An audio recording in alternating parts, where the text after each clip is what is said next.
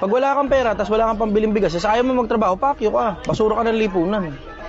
Wala ka ng kwenta rin. Ayaw mo magtrabaho eh, di ba? Ang gusto mo, sinusustentuhan ka lang ng kung sino mong vlogger, tas umaasa ka sa feeding program, asa ka sa magulang mo, asa ka sa kapatid mong masipag, tapos basura ka, tapos pabigat ka lang. Tangina, pagka ganyan ka klase ng tao, ako, diretsahan, mas okay pa kinakain ka na lang ng lupa.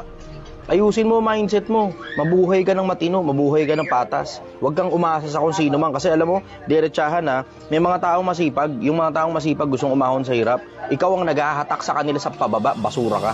Truth. So, yun, diretsahan ha. Kung ayaw mong magtrabaho, ito diretso ha. Kung ayaw mo magtrabaho at may kapasidad ka namang magtrabaho at hindi ka nag-aaral at hindi ka rin nagtatrabaho at 18 anyos ka na at hindi ka PWD at hindi ka senior citizen at wala kang diferensya, ayaw mo lang talagang magtrabaho, diretsahan, wala kang karapatang kumain.